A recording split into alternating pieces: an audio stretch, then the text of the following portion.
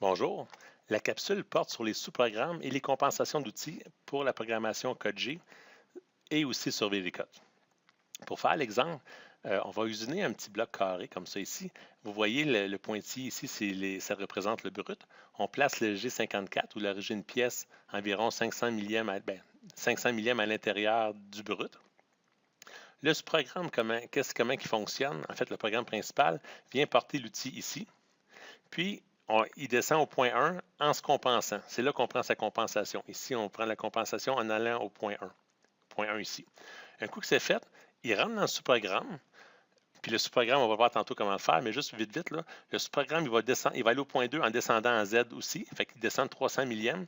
Puis le sous-programme dit d'aller au point 3, 4, 5, à 1. Ça, c'est comme ça. Ça, c'est le sous-programme 1. Puis après ça, on demande de réexécuter le sous-programme, mais dans le sous-programme, on dit en plus descendre encore de 300 millièmes. Fait qu'il va descendre de 300 millièmes, puis après ça, il va faire la même routine. 1, 2, 3, 4, 5, A, puis il va redescendre ici. Ça, c'est la première passe. Un coup que ça c'est fait, on demande dans le programme principal de retourner au point A, de changer la compensation d'outils, puis de se mettre à une hauteur telle qu'on peut faire la passe de finition pleine hauteur. Donc, on va se mettre là. Puis, on dit votant au point 1 avec la nouvelle compensation, qui va être le D27 ici, dans notre cas. Puis, on va faire le parcours comme ça avec la nouvelle compensation pour la passe de finition. Ça, c'est l'idée en arrière du programme. On va l'exécuter pas à pas sur VLCode, puis vous allez voir vraiment comment on doit s'y prendre. Comment ça fonctionne dans VLCode? En fait, il faut évidemment faire le programme principal, puis dire aussi où qu'on met le sous-programme. Par exemple, si vous faites l'édition avec Simco, donc on va avec Simco, puis on ouvre le programme, vous pouvez, entre les deux pourcentages, vous pouvez faire votre programme principal qui est le O520, 5020, puis le programme principal qui est 5021. Comment ça fonctionne? On commence le programme principal, on vient se placer à la bonne place au point A. Ici, on va se positionner, on vient prendre la compensation qu'on veut juste avant d'entrer dans le sous-programme pour que la boucle se fasse correctement dans le sous-programme avec la bonne compensation d'outils. Comment on fait pour appeler le sous-programme? Il faut tout simplement dire M98. Ça, c'est ce qu'il appelle le sous-programme. Après ça, on met le P pour dire quel numéro de programme qu'on veut et on appelle le numéro de sous-programme. Le L2 veut dire que le programme va l'exécuter deux fois. Donc, dans l'exécution du programme, il exécute chaque ligne. Quand il arrive ici, il dit je vais aller chercher le programme 5021. Il va chercher le programme 5021. Il va l'exécuter.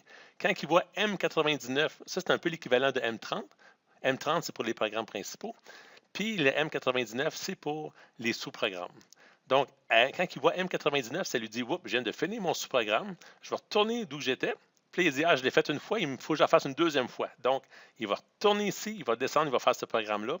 Quand il va l'avoir fait, il va aller ici, il dit fallait que je le fasse deux fois. Je l'ai fait deux fois, je peux descendre puis continuer l'exécution du programme. Donc, c'est ce qu'il fait ici.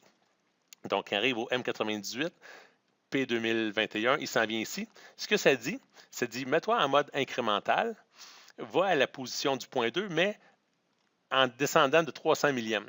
Ce n'est pas votant à moins 300 millièmes, c'est descendre de 300 millièmes. Peu importe t'es où, descend de 300 millièmes parce qu'on est en mode incrémental. Un coup que cette commande-là est faite, on a dit OK, là, le mode incrémental est fini, tombe en mode absolu. Pourquoi qu'on fait ça en mode incrémental? C'est que si on répète le programme plusieurs fois, à chaque fois, il va être 300 millièmes plus bas. C'est ce qu'on souhaite. On ne veut pas qu'il répète tout le temps à la même hauteur.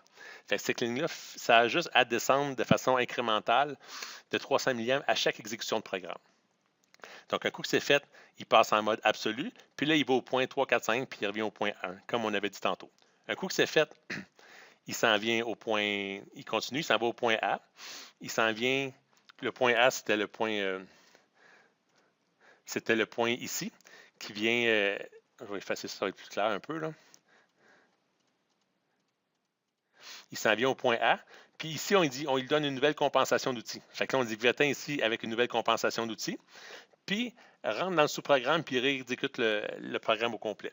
Ce qu'on veut, c'est que au début, le programme, il exécute à 300 millièmes au-dessus de le Z. Au début, on était à Z0, donc on était à hauteur de la pièce. Puis on dit, quand tu rentres dans ce programme, fais 300 millièmes. Donc, sa première passe va être 300 millièmes de creux dans la pièce, si on veut. Puis la deuxième fois, il va être à 600 millièmes de creux dans la pièce.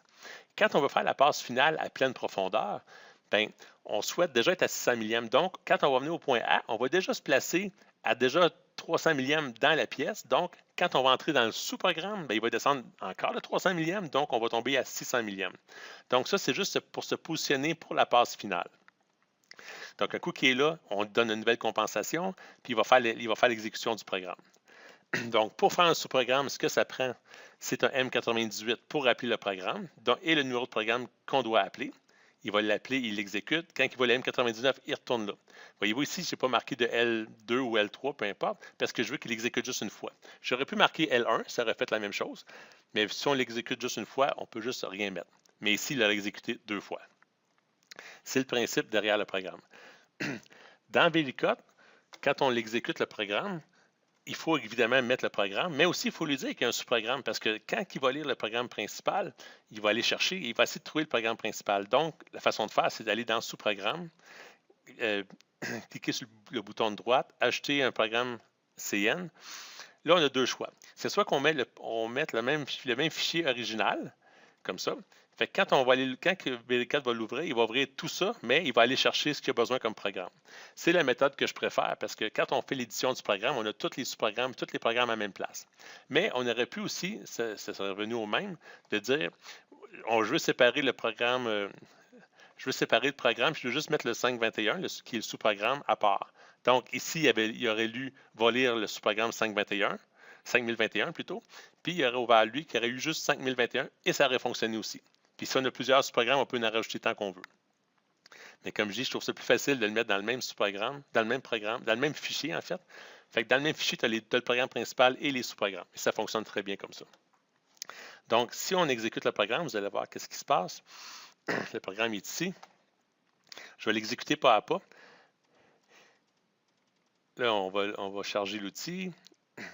Là, voyez-vous ici, on s'en va au point A, qui correspond au point A de notre système, ici. On s'en vient au point A ici. Après ça, il s'en vient à Z0 ici. Là, il va appliquer la compensation d'outils. Là, il faut qu'il aille à Y-2. Mais il ne peut pas déjà aller à Y-2 tant qu'il ne connaît pas son prochain déplacement.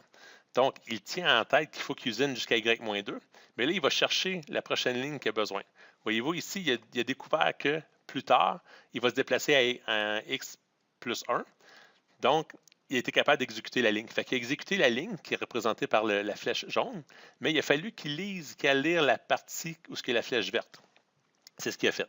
Là, maintenant, il va exécuter cette ligne-là, mais avant de l'exécuter, il va falloir qu'il sache ça va être quoi son prochain déplacement à XY. Donc, avant de l'exécuter, il va falloir qu'il aille la ligne 230 qui ne donne pas d'information, 240 qui va lui donner l'information. Fait qu'il va falloir qu'il aille lire cette ligne-là avant de commencer.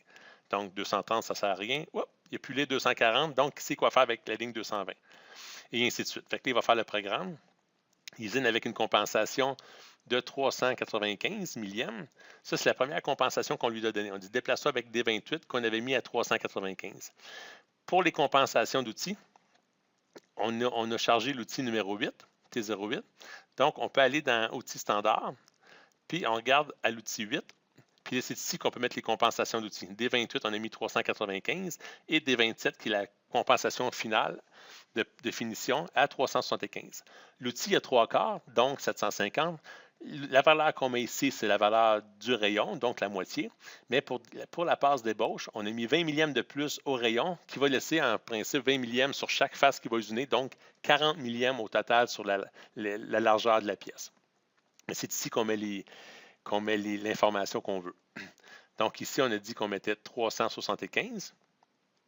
Entre parenthèses, c'est juste pour nous rappeler. Je l'ai mis comme ça pour que ce soit plus facile à s'en rappeler. Puis c'est une bonne pratique de le faire aussi parce qu'on voit c'est quoi nos passes de définition puis l'ébauche qu'on a prévues. Mais vraiment, l'information se retrouve où ce qu'on vient de voir. Donc, il fait une première ébauche à 395. Puis, normalement, ça aurait 4 pouces. Mais en fait, vu qu'on a mis 20 millièmes partout, on devrait avoir 4 pouces 40. Fait que si on clique sur la largeur ici, voyez-vous, on a 4 pouces et 40 millièmes. C'est normal parce que là, on a fait la passe en ébauche. Puis si on veut voir c'est quoi l'épaisseur, normalement, entre ce plan-là et ce plan-là, on devrait avoir 300 millièmes. Oups, il a pris excusez, de ce plan-là à ce plan-là, on a, voyez-vous, en Z, on a 300 millièmes. Donc, la théorie suit ce qu'on veut faire. Si on continue l'exécution du programme, là, on a exécuté le programme une fois. Là, il s'en retourne à son point initial, puis il va faire le même programme, mais en descendant de 300 millièmes. Fait que c'est là, il va exécuter, voyez-vous, il est ici, mais il va descendre de 300 millièmes, puis là, il va recommencer la même série de points qu'il a fait tantôt, mais 300 millièmes plus bas. Je ne le mesurerai pas, mais croyez-moi, il y a 600 millièmes au total plus bas. Un coup que c'est fait, on s'en retourne au point A, puis on lui demande une nouvelle compensation d'outil qui est D27. Donc là, on a 4 pouces 40. Si on fait la même simulation avec une nouvelle compensation, bien, vous allez voir qu'on fait le même parcours d'outils, puis vous allez voir qu'il va enlever une petite partie, une petite lichette de matériel. Ça, c'est vraiment la passe de finition. Voyez-vous qu'il enlève un petit peu. Fait qu'il est à pleine profondeur, puis il fait une belle passe de finition. Puis si on lui demande c'est quoi l'épaisseur, là, en principe, c'est 4 pouces. Voyez-vous, l'épaisseur est de 4 pouces. Là, on l'a mis vraiment comme il faut. Puis on peut finir la programmation comme ça. Fait que c'est le principe. Pour les compensations d'outils, c'est tout important de se rappeler que pour la mettre en application, il faut être absolument sur un déplacement en G01. Pas en G02 ni G03, c'est vraiment juste G01. Puis après ça, on peut déplacer comme on veut. Puis là, ben, c'est la fin du programme est comme ça. Ça, c'est une façon de faire. Pour les sous-programmes, ce qu'on aurait pu faire aussi, une autre possibilité, c'est que on peut jouer un petit peu avec les sous-programmes si on fait un petit peu.